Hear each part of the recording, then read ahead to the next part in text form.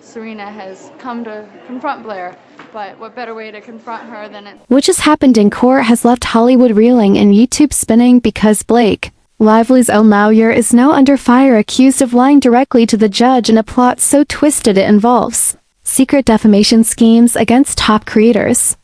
Shocking sealed documents, exposed emails, and whispers of a coordinated smear campaign, all allegedly orchestrated to protect Blake's image, but now the truth is slipping through the cracks. The judge isn't buying the excuses, and this entire legal circus might collapse under the weight of its own lies, because if what we just learned is true, then this isn't just a scandal. It's the unraveling of a strategy designed to silence the very voices who dared to speak out, and at the center of it all is a name we never expected to see on the hot seat: Blake's own attorney. And now the countdown begins to see if this legal powerhouse will survive the fire or fall with the truth they thought they could silence. The internet they thought they could bury the truth behind redacted court filings, whispered conversations, and power lunches at Sunset Tower, but what they didn't count on was the receipts, because what unfolded in that dimly lit courtroom shocked even the most seasoned legal analysts as whispers turned into documents and documents into bombshells. And at the center of it all stood Blake Lively's own attorney, a name that once carried prestige, now echoing through legal blogs and influencer exposes as the man who allegedly misled a sitting judge, and what for a defamation claim that spiraled out of control, because the truth was never supposed to get out. Not the strategy, not the targets, and certainly not the involvement of certain high-profile YouTubers. But once the filings were unsealed, a whole new chapter exploded into the spotlight.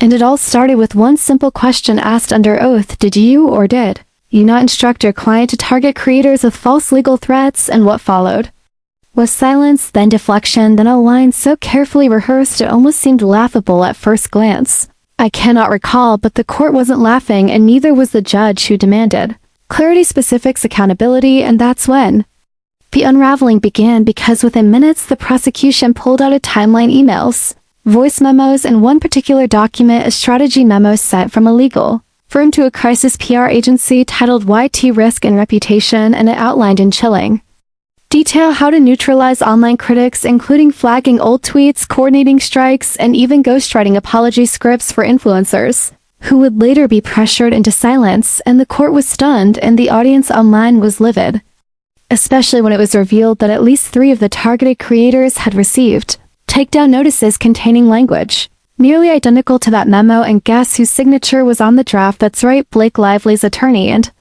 as the courtroom grew colder, the narrative became clearer.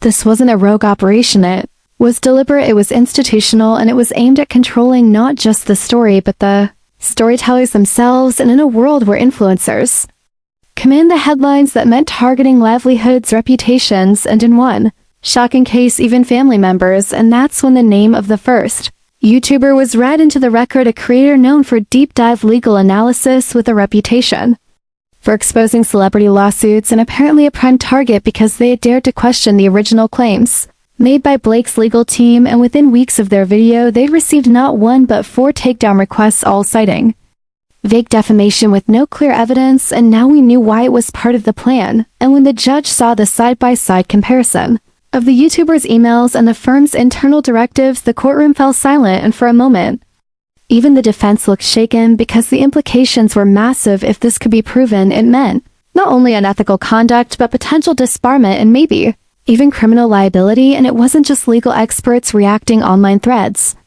exploded, podcasts ran emergency episodes, and a wave of creators began speaking up, posting old screenshots, emails they had kept just in case. And one by one they started to connect the dots, and what emerged was horrifying: a pattern, a system, and a network of influence being used not to defend a reputation, but to destroy dissent. And in the background, Blake remained silent. No statement, no tweet, no Instagram post, only her lawyer's increasingly desperate attempts to shift the blame to outside consultants, claiming rogue teams misinterpreted his intentions. But the court wasn't buying it, especially not after a paralegal came forward with a sworn affidavit stating that, quote, all directives came from the top, and that they were explicitly told to use language that implied legal threat without committing to actual legal action, a strategy designed to scare without recourse. And it worked for months until now, and as media outlets scrambled to report every twist, the judge made it clear discovery would expand and the YouTubers would be called to testify. And that's when it got even more intense because now this wasn't just about legal misconduct, it was about intimidation, censorship, and what one legal commentator called weaponized lawfare, a term that would soon trend for days. And as the hearing continued, a second document emerged titled Influencer Threat Matrix, categorizing creators by perceived damage level and assigning them mitigation strategies. And the names weren't just random small creators, they included some of the biggest legal and commentary channels on the platform, and that's when people started to ask, just how far did this go? How many were targeted? How many were silenced? And as part one of the hearing concluded with the judge ordering a full internal audit of the firm, the headlines wrote themselves. Blake Lively's legal team accused of manufacturing consent through coercion and fear, and for the first time in this entire debacle, the narrative was no longer controlled by statements or filters or curated interviews. It belonged to the people, to the platforms, to the ones who refused to be silent. And as court adjourned for the day, cameras swarmed the steps.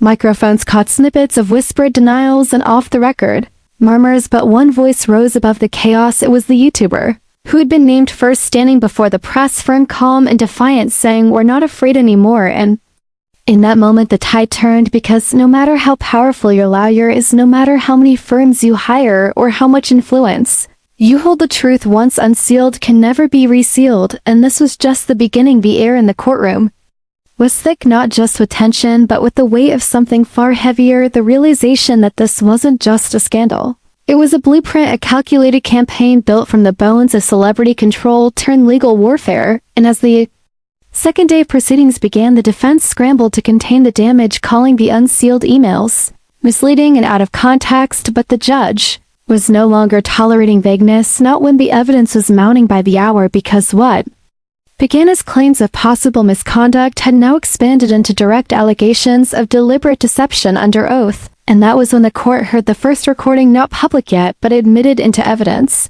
Under sealed review, it was a phone call between a senior crisis consultant and a junior associate, discussing the targeting of influencers using what they described as soft threats and legal fog language designed to confuse creators into compliance without ever having to file real lawsuits. And it worked according to their own words. It was, quote, the most effective way to control discourse without making waves. And the courtroom listened as voices casually discussed how they would ghostwrite legal notices using terms meant to scare creators into deleting videos and posts. And what was most shocking was that one of the voices allegedly belonged to an attorney tied directly to Blake Lively's representation, and when questioned under oath if he recognized the voice, he hesitated, then denied, then pivoted, saying it sounded familiar, but he couldn't confirm. And that moment sealed his fate in the eyes of many watching, because suddenly this wasn't just unethical. This was perjury, and the prosecution wasn't backing down. Instead, they began pulling from a second tranche of evidence, including internal Slack messages from the law firm itself,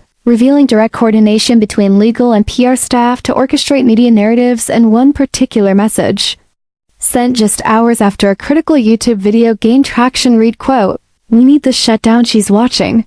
And if that wasn't damning enough, another message from the same thread outlined a specific plan to reach out to YouTube legal contacts with prurient claims of harassment disguised as third-party reports. And all of this under the direction of the same legal team, now under fire in open court. And when the judge reviewed the messages aloud, spectators in the room gasped, because the level of coordination, the detail, and the callous disregard for due process was undeniable. And just when it seemed like things couldn't get worse, the prosecution revealed they had spoken with representatives from YouTube and other platforms who confirmed that multiple DMCA and privacy claims have been submitted using identical boilerplate language traced back to the firm. And once that connection was made, the case exploded beyond the courtroom. The internet erupted. Creators posted reaction videos, live streams surged, and a new hashtag began to trend, justice for creators, echoing across timelines and feeds. And the irony was painful, because Blake Lively had built an empire on female empowerment, on speaking truth to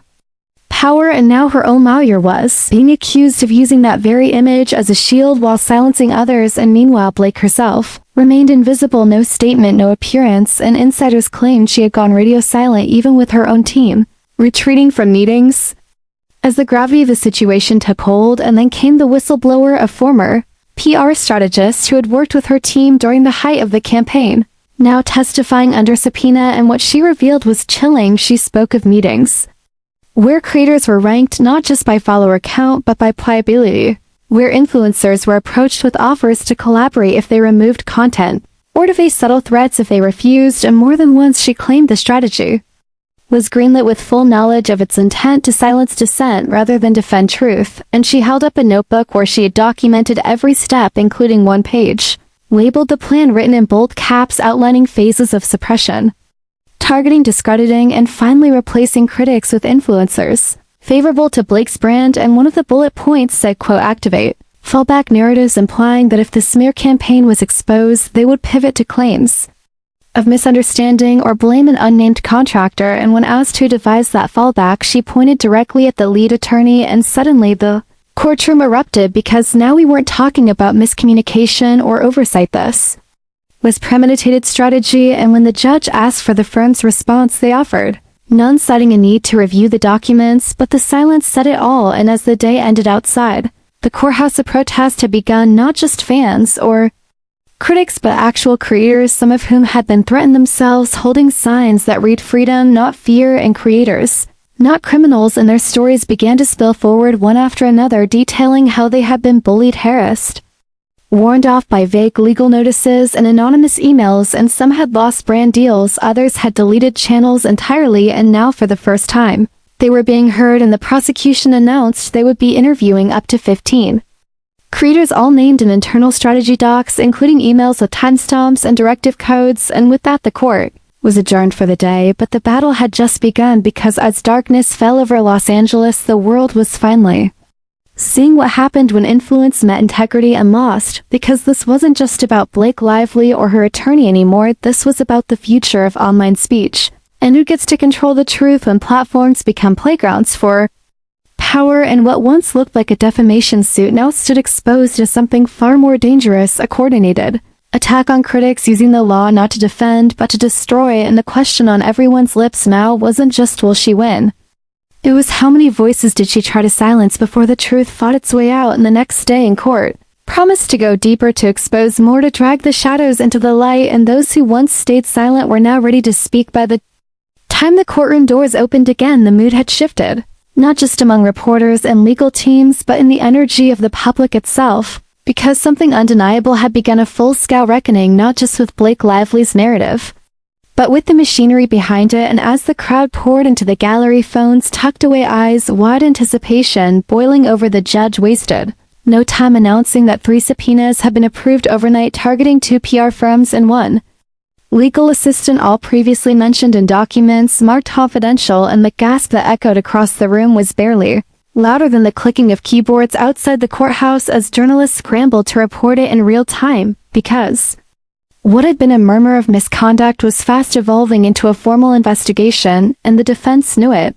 Their faces pale, their motions frantic, as they attempted to object to the inclusion of third-party data, but the judge was clear. This court has seen enough smoke to suspect fire, and with that the first witness of the day was sworn in, a former employee of a digital branding agency contracted by Blake's team during the alleged smear campaign, and what he said turned the entire trial on its head, because he testified under oath that his team was given a list of creators, journalists, and commentators, and were told to assign sentiment ratings based on loyalty and influence, and when asked who provided the list, he named the lead counsel directly. The very lawyer, now under scrutiny for lying to the court in the courtroom, fell into an eerie silence as he described the 3 categories: compliant, at risk, and hostile, and explained how targeted messaging would be deployed based on that scale, and if someone in the hostile column posted something damaging, his team was instructed to flag it for, quote, reputational containment, which included negative press, rumors, and if necessary fabricated screenshots designed to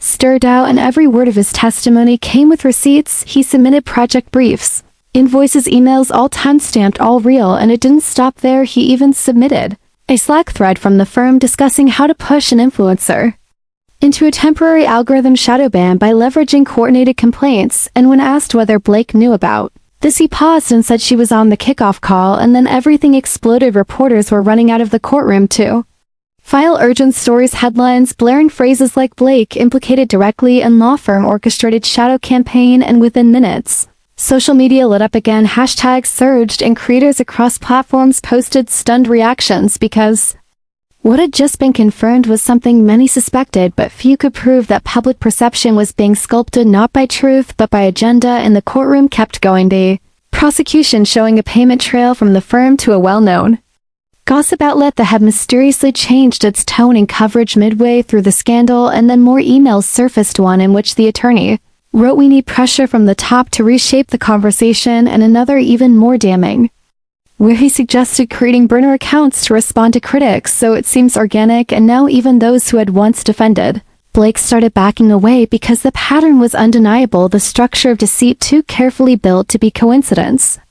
And as her lawyer sat visibly shaken, scribbling notes and whispering with his team, the judge made another ruling that shook the room. All internal communications from the firm's last 2 years would be submitted for review, and the defense had until the end of the week to comply or risk contempt, and the murmurs were everywhere. People wondering aloud, could this end in disbarment? Could charges be filed? Could the lies really go that deep? And that's when another twist came from an unlikely source. A former YouTuber who had left the platform after receiving what she now revealed was a threatening legal email traced back to the same firm, and she produced the email showed how it used fear tactics, ambiguous legalese, and references to non-existent laws to intimidate her into removing a video that critiqued Blake's past behavior, and the document matched the formatting of several others. Now in evidence proving a pattern and showing that this was not isolated but systemic, and still Blake remained silent. No statement, no denial, not even an appearance, though insiders leaked to tabloids that she was considering a full media interview to, quote, clear the air, but by now few believed that could help because the story had gotten too big, the pieces too tightly woven, the victims too many. And in the courtroom, the judge asked directly, has this court been misled? And the defense tried to object, tried to pivot, but the prosecution was ready. They responded with a simple, yes, Your Honor, and we can prove it. And then they dropped one final piece of the day, a confidential document obtained from a paralegal now under subpoena.